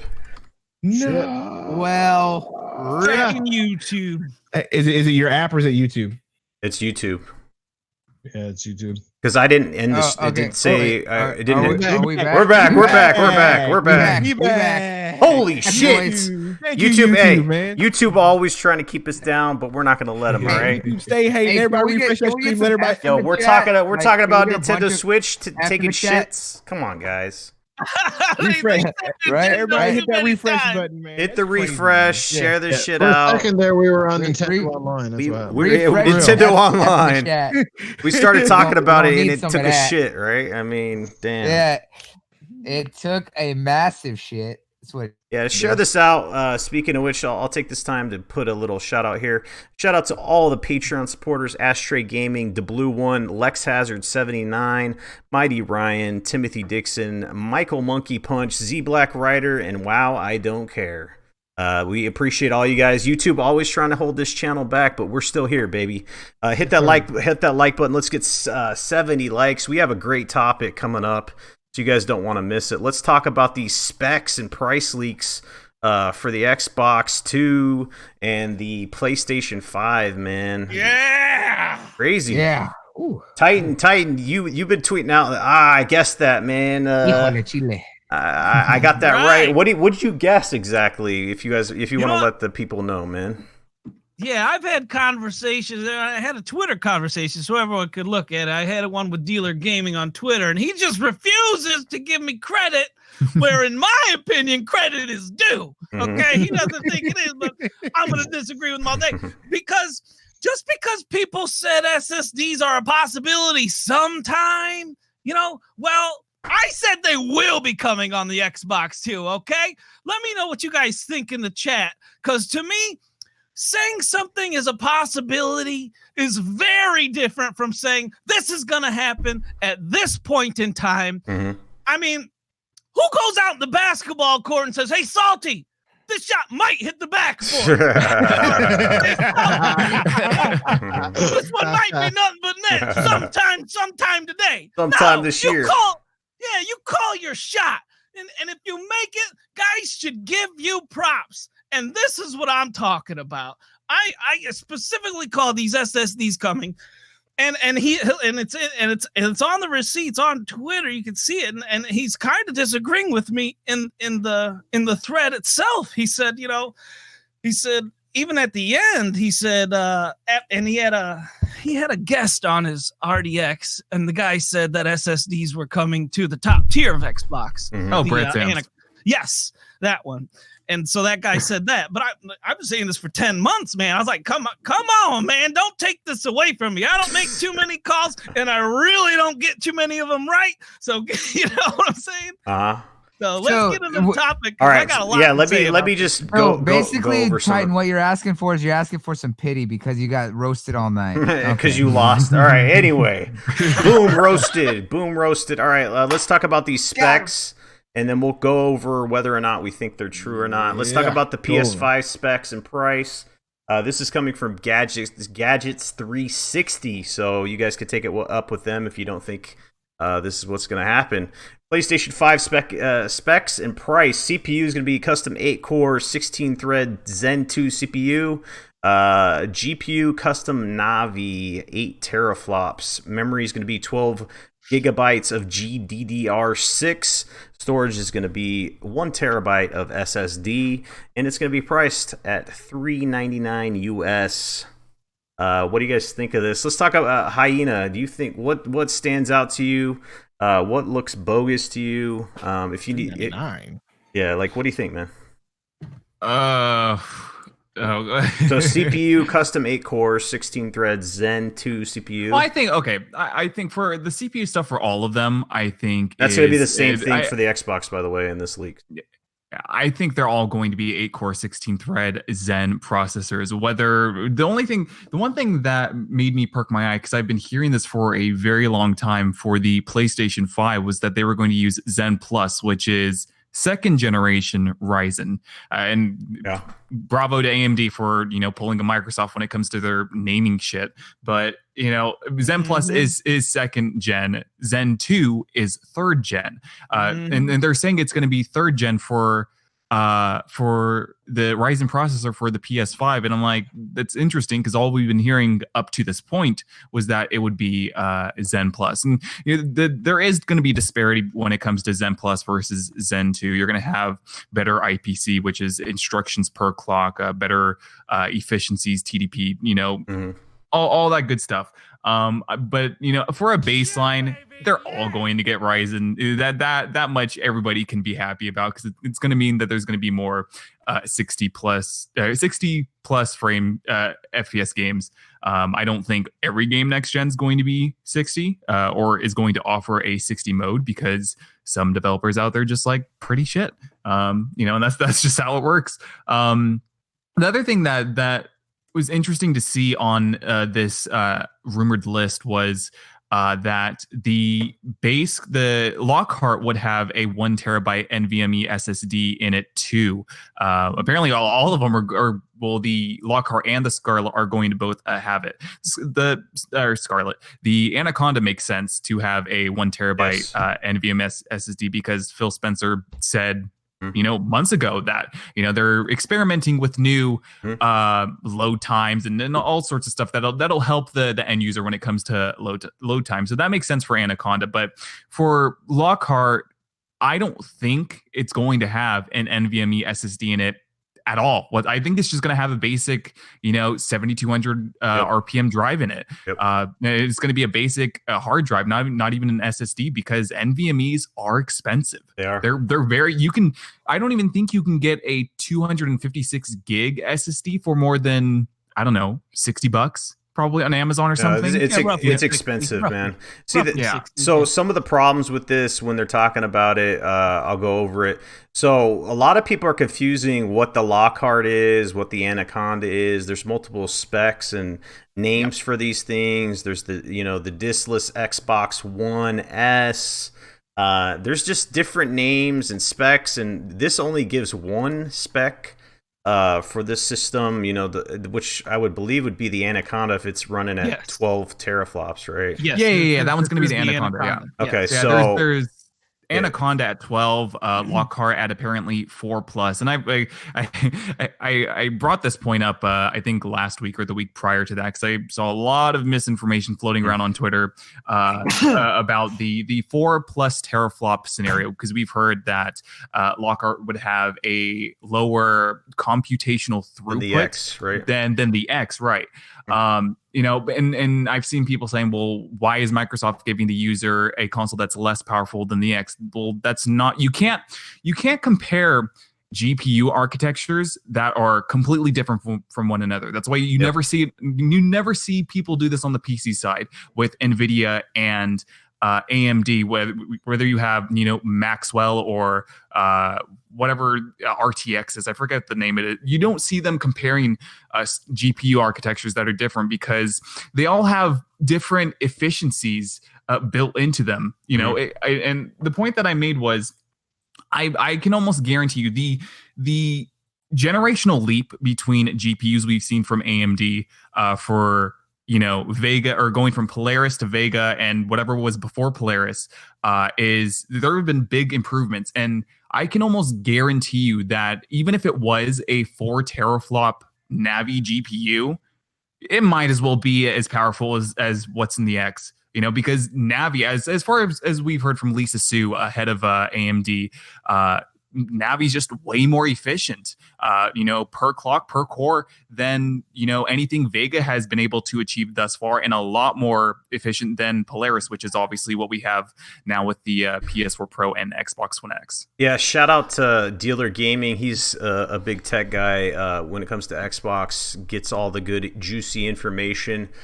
Dealer is actually the first dude I started listening to in this community. So if you guys want some inside info there, Hyena's breaking it down pretty well, though. Like, I know my tech, but I'm not going to say I'm an expert at it. So yeah, the Lockhart situation is confusing to some people, and then some of this other stuff. The ray tracing's cool. I don't know how much it will be implemented next gen. That's still up to debate there. They're saying that the hardware is partially true. The post reads, the storage is true, ray tracing's true, Lockhart is not a streaming box. The Xbox SoC codename is Anubis. You can check with AMD's plan. So there's stuff that seems to add up and some stuff that doesn't. It's going to be interesting. Yeah. We have a $100 difference again when it comes to two of these systems. I know the Anaconda is going to be an option. But you're gonna have a $400 price point for that PlayStation 5, and then a $500 price point for the Anaconda. Then you have a lower price point for the Lockhart, which is going to be less powerful on paper. You know what I'm saying? So it should be interesting to see, where people lie when it comes to the average consumer. Because I've been saying this, no matter what specs you throw into this consoles. Next gen is going to be a hard sell for the average consumer, because how the hell do you sell someone on 60 frames per second? They don't even know what the hell that is. You know what I'm saying? They see 60 hertz or 120 hertz on their TV. They don't know what that is. They barely know what 4K is because there's a name on it. The adoption rate for 4K is still not even at 50%.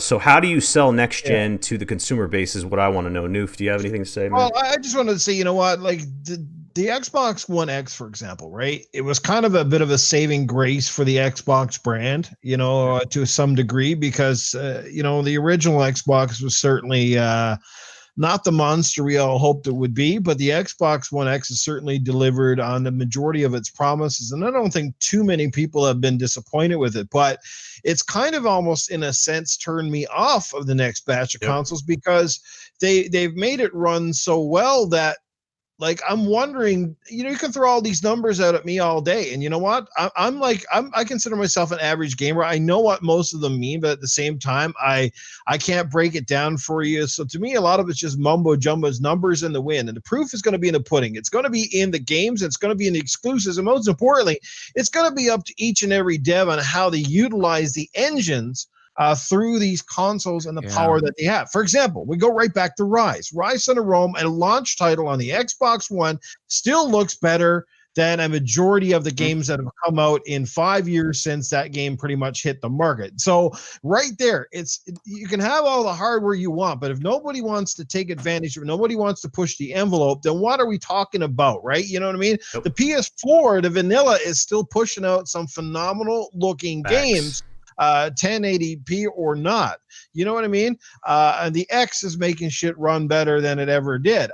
So like, where are we going now? Like, based on everything I'm hearing, we're looking at more 4K, native 4K games, possibly and hopefully running at 60 frames per second, kind of locked without little. So where does the gamers take it from here? What kind of worlds can we expect? I mean, this is what, like, for me, I'm a big wait and see on the next generation of hardware, because it's going to have to blow me away. I'm not plunking another $600 just you're going to tell me, well, 20% more of my games run at native 4K at 60 frames a second. I'm fucking sorry. Like, unless something comes out and blows the fucking fart off of my ass, I'm not plunking down $600 again anytime soon. So I don't know. Then the Xbox got the couple SKUs. But what advantage then will the streaming box or whatever the hell offer for a gamer like me? You know what I'm saying? Mm-hmm. So you guys are going to have to really dangle the carrot before Noof takes a bite on the next one, because I just don't have that kind of money to throw around, and I'm not going to throw it around just so I can brag about a few extra frames and a few extra pixels. It's all about the proof of the pudding, and it's the games, man. And when Sony's out there cranking out God of War and shit like that, That's where it's at, brother. So Xbox, step up your game. Make sure that these new studios you got fucking can take advantage of your hardware, or it is all for naught. Well, go ahead, Hyena. Go ahead. I was going to say that a lot of people are like you in the community, Noof, where they just don't see the advantage for a lot of this stuff. And I think with this supposed plan for these two consoles from Microsoft, I think Microsoft sees that, and they're obviously going to offer a console for people that do see the advantage, and they're just going to offer a cheap console for those that can't or that don't care or don't care enough about it. And that's what this Lockhart is for. I think shout out to Mads Gaming. He's another very smart guy in the community, and he was talking about how the disparity between the Lockhart and the Anaconda, and then obviously from the PS5 to the Anaconda, is going to be something to pay attention to, because like with moving from one generation to the next, you have engines that change. Some engines get even more demanding than they have ever been, like a Frostbite.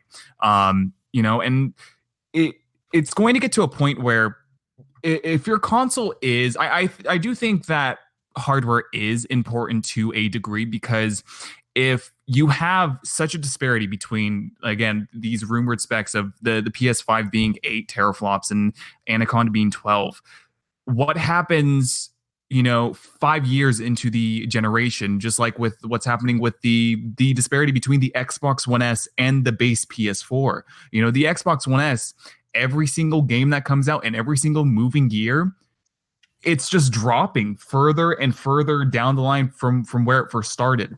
And I think a disparity between the PS5 and Anaconda being, what they're saying as it is right now, that could be a case, again, halfway through the generation. And the same thing applies when it comes to Lockhart as well. If it is, only going to be, and I say only, but, if it's only going to be 4+ teraflops, and it performs similarly to the X, I don't know if that's going to bode well for Lockhart 5 years into the generation. And you start seeing your DF analysis and your whatever the guy, I watch so many different analysis on YouTube, but we might have another Xbox One S scenario here where the Lockhart just can't hold its own after we go halfway through the generation. But maybe that's something, again, that Microsoft understands, and maybe most people just don't care about it. And as long as they have a cheap box to play it on, that's all that it's going to be worth to them. Well, that's the thing. The Xbox really closed the gap. The PlayStation 4 Pro did not close the gap to next gen. The Xbox One X really did. And that's why you're going to see such a weaker, Lockhart version, because the Xbox One X did so well. It was such an upgrade. That's why you're only going to see a little difference there. But I got the PlayStation 5 at 8 teraflops, and we got the Xbox Anaconda at 12+ teraflops. I got news for you guys. This doesn't add up. So one of these is incorrect, if not both of them, okay? I'm really struggling to believe the PlayStation 5 will be this far behind the Anaconda, okay?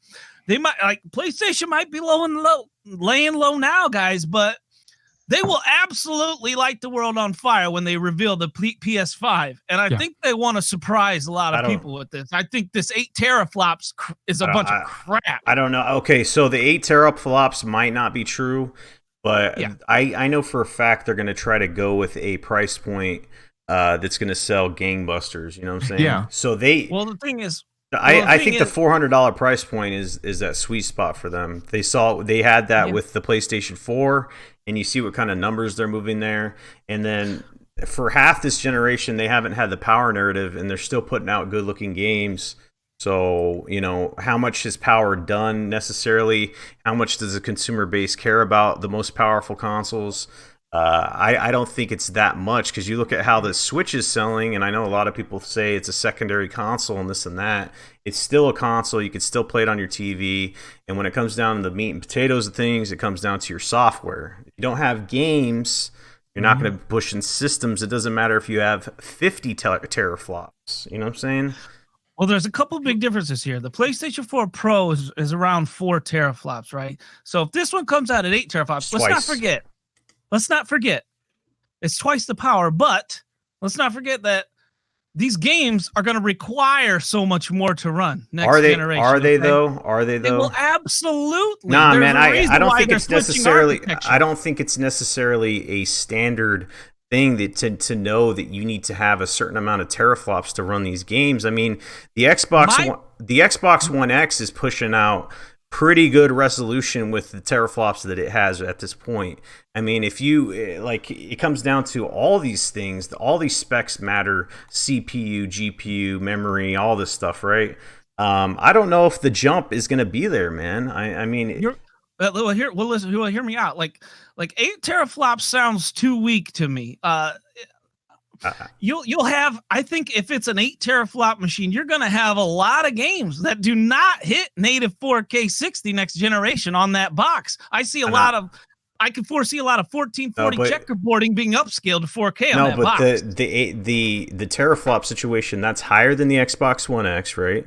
There's a lot of native 4K titles on there. And then the CPU is going to be a hell of a lot better because we know the JAG cores that are in there suck ass.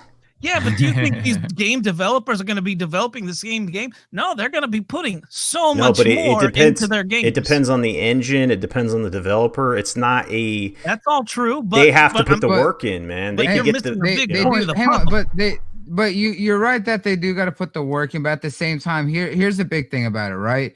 Is that you're talking about how the Sony PCs or the Sony devs were able to put out such pretty games, right? The reason that they do that is because the fact that a lot of them are using in-house engines that they use strictly among themselves, and it's using stuff that they're well used to. They're using engines and stuff that they built that they understand the tools, so it's using tools that they know how to utilize in a better way. Now, that doesn't necessarily mean that everything will look better on it, but it's the fact that the reason their games look so good is that they are knowing how to use their assets and the tools that they've specifically built to be able to do that. Because if you want to really look at it, look at what Microsoft and those teams are doing, being able to utilize, DirectX 12 or whatever it is, as well as utilizing Unreal 4. They pay heavily for that, as well as also using the Havoc engine. We've seen a lot of their games really start switching over and utilizing the Havoc engine as a heavy physics engine, along with everything that they build within Unreal. We've seen how they've utilized that in Gears 4, especially. And Gears 4 was a beautiful, phenomenal looking game, and what we're going to see, especially in Gears 5, and what now 343 have done, switching from the old engine that Bungie had established for Halo with the new Slipstream engine on the little tech demo that they showed off for Halo Infinite. We're seeing that these teams are now building their own custom-made engines and really utilizing what they know. So that's the reason why we can say, while the Sony devs right now are using a weaker console, they know how to utilize it because of the fact that they built engines and tools specifically made around that infrastructure that they know how to do. So that's where it's really not being properly comparable, because of the fact that it's doing two different things. The biggest aspect is when you're looking at third-party devs that have used outside third-party engines and seeing what they're able to do, because we've seen the devs that have actually gone out of their way to make true 4K stuff, and especially look at Ubisoft with what they did with Origins, what they did with Odyssey on the Pro, as well as what they did on the X.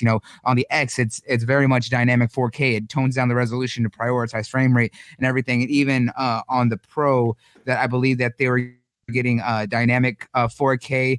I know it was above 1440. I think it wasn't necessarily 1800. I think it was like 1760 or something like that for Odyssey. But we're really seeing those who are able to utilize that information properly. That's where we really got to look at that comparison, not so much looking at two different in-house teams. So you guys I'll let you speak after this. You guys would agree that it takes some times for devs to get in the groove, right? Yes, it takes time to kind of get their flow. Absolutely. We're seeing it in this generation. Like, how long did it take to get these visual masterpieces, and they're towards the end of the gen. The God of Wars, the Forza Horizons, the Spider-Mans, like It's always like that. It's gen after gen. exactly. So what I'm saying is, it just kind of takes them some time to get into the thick of things, and then you have mid-gen refreshes and stuff like that. I don't know, man. It's still not moving the meter for me. I'm telling you guys. These guys, these developers, they're developing new engines for next gen as we speak, except for Bethesda, apparently, because they're apparently okay with what they got. If you own the before engine, you start, hang on. the- Let's be realistic though. Before you start throwing shade at Bethesda, that's specifically for their in-house Bethesda Studios and ZeniMax. If you look at what Machine Gun Games and what Arcane and what ID are doing, they have their own built. They have their own built-up engines, and they utilize the living shit out of it. They do, yeah. If you've seen what we've seen with Wolfenstein and how amazing that looks, how great Doom is already looking, and what Arcane was able to do with their engine between Dishonored 1, 2, and then Death of the Outsider and all the DLC, and now what they did with Prey, like those studios know what they're doing. Now their in-house studio, that's a whole nother story. They're using 10-year-old engine tech. Real quick, ZblackRiderr, he's big up on tech. I gotta read his comment. If Microsoft takes the Scorpio and just adds Zen and doubles the CUs, you got 14 teraflops. So the thing is the CPU is so shit in the current consoles, dude. You add the CPU alone into the Xbox One X, and you got some shit cooking for you. You know what I'm saying? Yeah. So because it's that modified Jaguar core. The Jag is garbage, but dude. These developers are going to be taking advantage of that, and the AI is where that's going to be heavily utilized. All I gotta say is the CPUs are so piss poor in these current consoles. You up those, you add a little bit more into the GPU, you're good to go. I don't think that you need to go super above and beyond to get what you need to get out of this shit. So like, I think 8 teraflops, I think that's a little bit underpowered. Maybe 10 would be good, but man, if they're sitting there with a better CPU, 8 teraflops, I think the PlayStation would be fine, especially at that price point. If they don't have, Go ahead. I do think the PlayStation 5 will be relatively fine. The only thing that will throw a wrench into all of this when it comes to specs or whatever for next generation is ray tracing. And even that with all the improvements that DICE has done with the Frostbite engine, and they've uplifted 50% on the performance for the RTX cards, which is well and good and all, but nobody knows how ray tracing is going to end up with next gen consoles. And if they do end up using ray tracing, like the next Gran Turismo is going to be using it, and other games as well. Ray tracing is very, very taxing on GPU performance. Like it's just, and there's different levels of it too. And then that's the only thing I can see that would throw a wrench into this entire teraflop scenario. If ray tracing isn't as utilized as people think it is next gen, and I don't actually see it being utilized until probably near the latter half of next gen, then this whole kerfuffle with teraflops and stuff isn't going to mean as much. But the point I wanted to make, I almost forgot about it. A few minutes ago when it came to engines and stuff or the whole thing with Sony and how they use their teams and their engines versus Microsoft is, to me, it always comes down to time. Talent is extremely important. Don't get me wrong, but I think time is where Sony has the luxury and Microsoft just never did.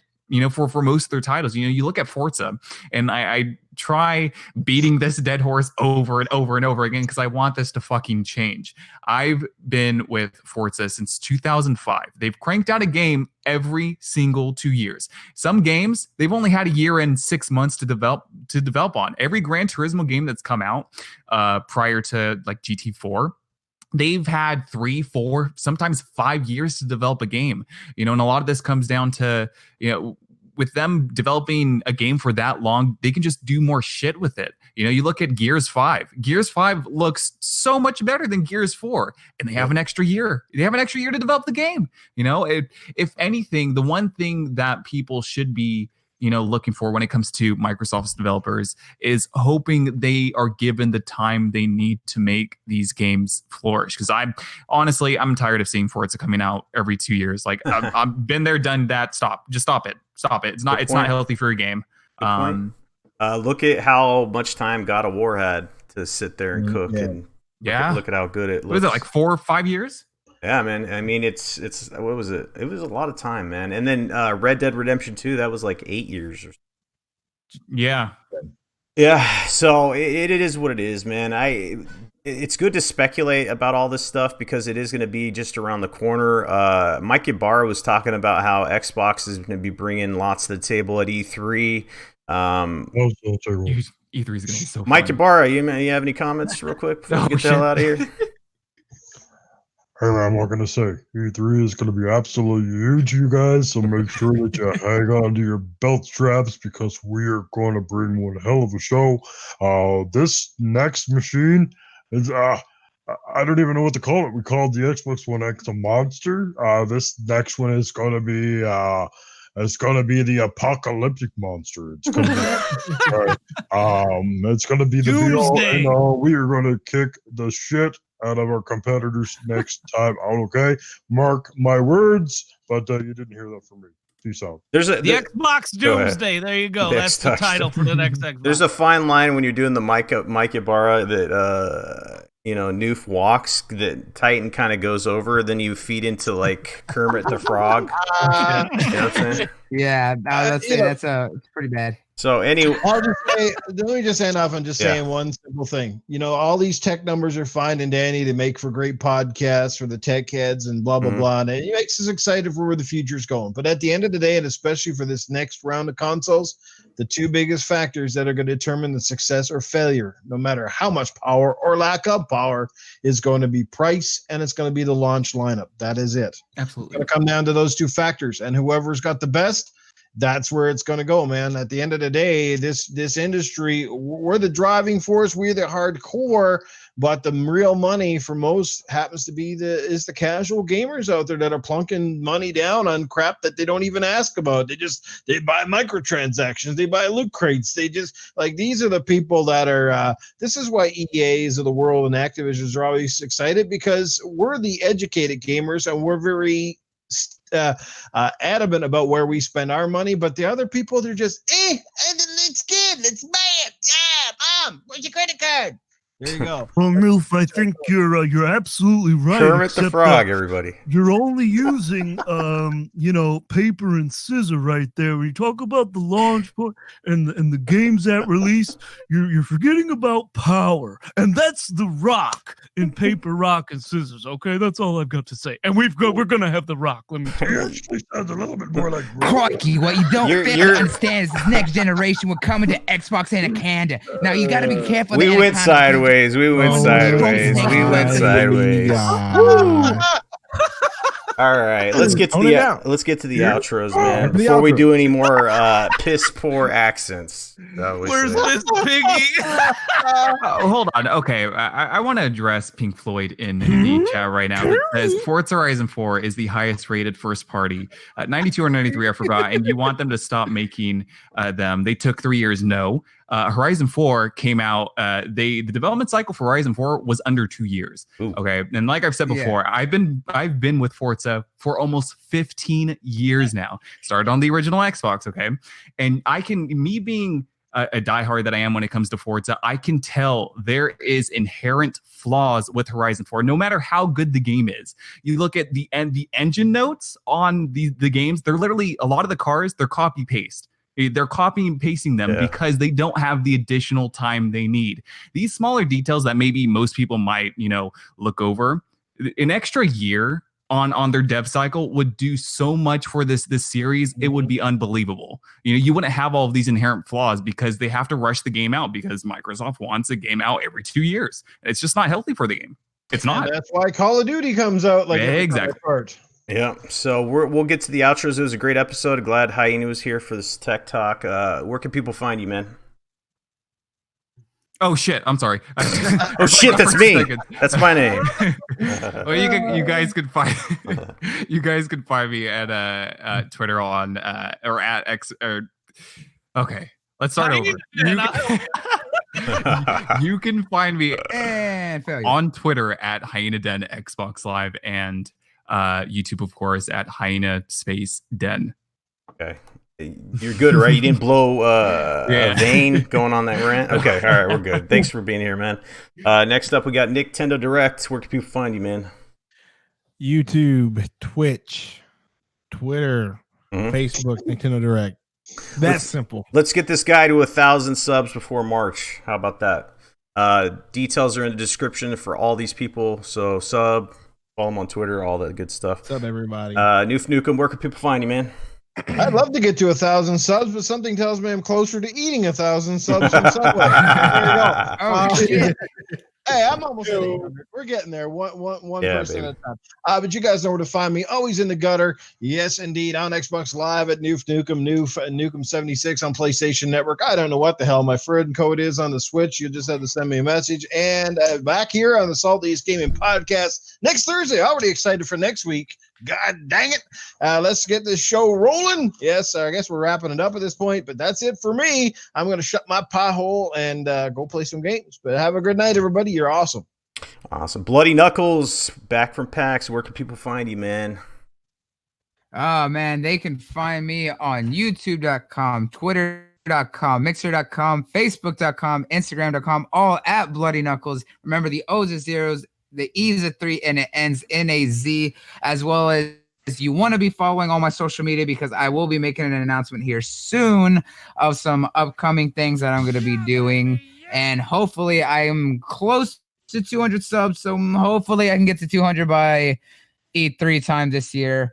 But you can catch me here every Thursday with this saltiest group of assholes every Thursday at 8 p.m. Central Time. You can also find me tomorrow, 8:30 Central Time on GRG Podcast with K-Mega and his crew. You can also find me on Saturdays on my channel at the Smash Podcast at 7:30 p.m. Central Time, as well as you also want to make sure that you are following the Tick Games Network channel, as I have been officially become a partner of the Tick Games Network and working with JD on our show over there called the Otaku Fix. And we'll be having an episode coming up here soon all about Jump Force. So check it out. Longest outro of the night goes to Bloody Knuckles. His eyes are E's and zeros are 3's. Yeah, I'm the business son of a bitch here, all right? Your name goes like a Nintendo Switch code or something. The zeros are zeros and the eyes are. I was like, what? That's a code. All right. The Anyway, T's are 7 and the E's are 3's and the I's are 1 and the you O's bust are out 0. your secret magnifying actually, glass the from the one- the cereal eye is not a box one. and decode the rest of it. All right. Anyway, Make sure you hit up, down, left, right, and then I Yeah. forget the rest, but you have to figure it out when you get to my channel. Titan Drago. Last but not least, I think that's the last person, right? Yeah. Okay. Where can people find you? Nick, You Nick, guys can all, Nick all is, yeah. find me. You guys can all find me at Titan Drago on YouTube. I lose a sub a week and gain about 4, so the grind is real. I still can't believe you gave me a premature L, Salty. Dude, it wasn't premature. It's I because added up all the you ones. earned it. dude. Premature. I know. And then you use my You Ivan earned it. Drago gif against me on Twitter. You Yep. can't triple stamp a double stamp, Salty. I'm sorry. Oh, yes, you can. Yes, you can, because you caught the biggest L, bruh. So we'll do more of this debate stuff. I like it. I love debates. So anyway, we're doing a giveaway. Drago, you're going to get more L's. We're doing Bring the coming back to sense. Yeah, there you go. There you go. We're doing a giveaway for Anthem, the game. It's going to be for PS4 and Xbox One. I'll put the code, not the code. I'll put the code in the chat. You guys ready? No, it's the link for the giveaway. This giveaway is going to be going until the day before the game drops, which is a Friday. So we're going to be giving it away on the Saltiest Gaming Podcast. You can enter, just be a sub. You get like 50 entries for that and some other shit. So make sure you enter that. You might win a free copy for Anthem. Yeah, that's going to be it. Follow me on Twitter, Saltiest Gaming. The I is a 1. See, it's easy. I don't got to get a decoder out for the I's or the 3's and the I's after E's and except after C's. All right. Anyway, that's going to do it for the Saltiest Gaming Podcast. Make sure, if you're new, subscribe, hit the bell icon. We'll be back next Thursday for some more salty gaming talk. And as always, stay salty, my friends.